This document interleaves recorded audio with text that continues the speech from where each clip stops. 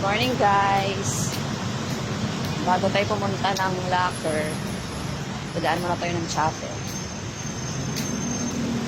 Baka hapon sabi ko simbahan. Kaningin ko kasi ng chapel simbahan. Mali pala yun. Sorry na. Dapat kanina magja-jogging ako eh. Kasi natamad ako bumangon. Masakit yung katawan ko. Kaya bukas na lang siguro. Jan! Ayan, dito na tayo. Malapit na tayo sa chapel. Nasabi ko simbahan, chapel pala.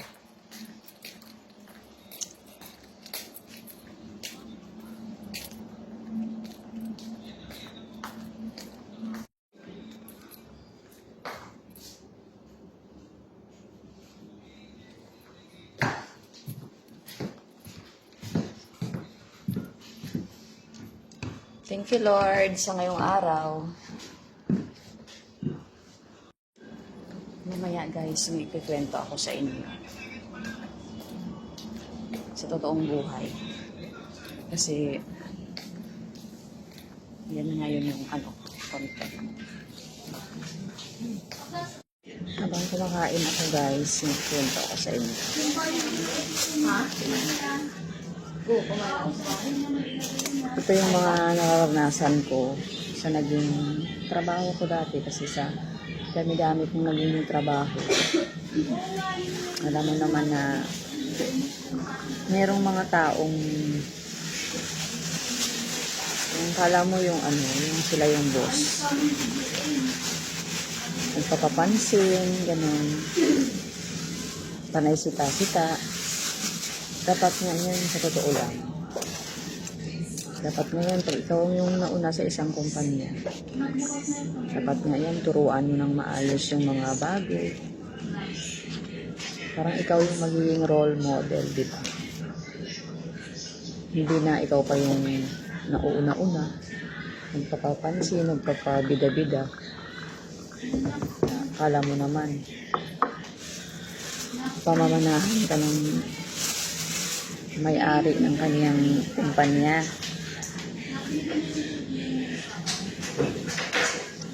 Meron namang may-ari din naman na mabait.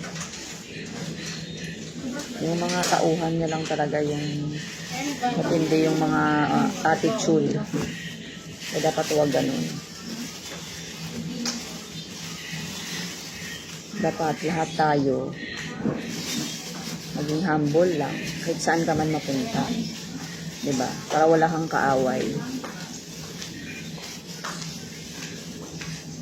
Minsan sumasama lang din naman yung loob mo pag kahit anong mong pakisama. Pero wala lang. Kahit bibigyan mo pa, ganoon pa rin. Kaya minsan parang lesson learned na gano'n. Na hindi lahat ng makakasama mo magtitiwala ka. Diba?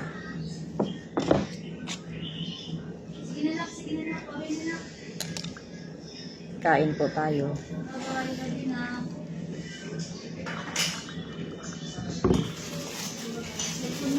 Kasi nangyayari talaga yan, guys, totoong buhay. Kahit saan ka man magtatrabaho, meron ka talagang katrabaho na bida-bida sa trabaho, di ba? Eh, pareho lang naman kayo. Pinapasahuran. Pero kung mahina yung loob mo, kaya minsan yung iba, umaalis agad. Kasi yun, kasi toxic, ganun.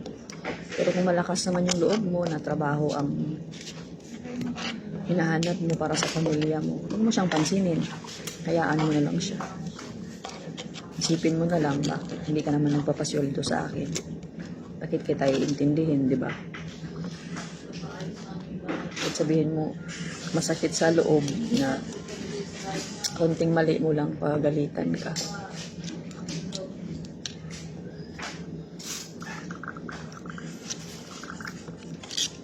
Pero ako sanay na ako eh. Ay, nahiyaan ko na lang. Sa dami-dami kong naging trabaho guys, wala akong naging kaaway kasi hindi ko sila pinapansin. Kung anong inuutos ng boss, gagawin ko. Syempre, gawin mo yung trabaho mo. Kasi yung punta natin, trabaho, hindi pakikipag-away, di ba? Kasi pangit naman yun na papasok ka tapos nasasalubong mo, kaaway mo sa trabaho. Pangit yun. Parang hindi ka makakapokus sa trabaho pag meron kang sama ng loob na maging kaaway mo. Pero yung iba ganun eh. Napakasikat, ganun. Bakit merong ganung tao, di ba? Hindi natin masisi kung bakit ganun sila. Siguro baka kulang sa atensyon, ganun. Kaya intindihin mo na lang. Pag ikaw, maayos yung pag-iisip mo, intindihin mo. Eh siya kulang yung pag-iisip niya, di ba? Yun yung taong pinalaki ng magulang ng kulang sa disiplina. Kasi pag tinuturuan ka naman ng maayos ng magulang mo, hindi ka ganun paglaki. Totoo yan, totoo yung mga ganyang sitwasyon.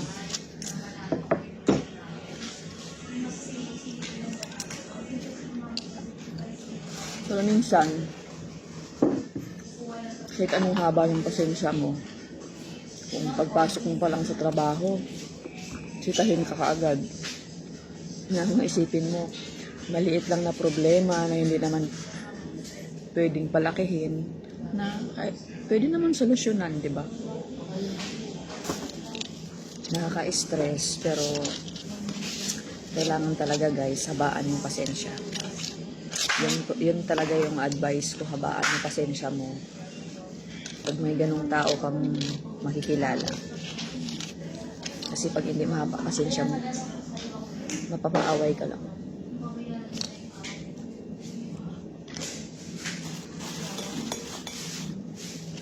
Pagdasal mo na lang siya.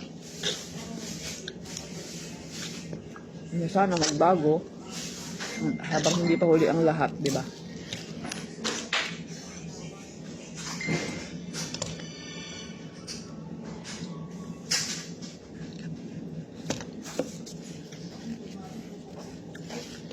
Bumili lang ako ng ulam ko sa kantin kasi hindi ako nagluto.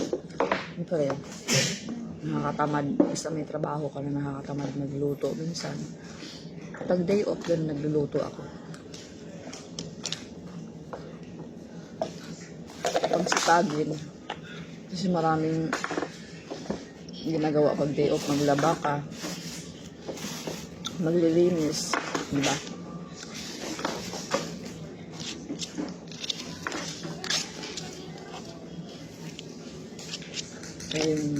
Mga payo ko lang sa iba na sana pag merong mga kasama kayo na bagong pasok, tratuhin nyo naman ng maayos. Huwag naman na dapat nga turuan mo ng maayos yun, diba? Para gagayahin ka nila, hindi na ikaw pa yung nagpapakita ng pangit na ugali. Pangit yun. Hindi tama yun. Bakit? Pag ganun ba yung gagawin mo, tataas ba yung ranggo mo, tataas ba yung sweldo mo, di ba? Hindi. Ganun pa rin, di ba? Buti sana kung magiging may-ari ka na. Hindi ka naman bibigyan ng may-ari ng katiting ng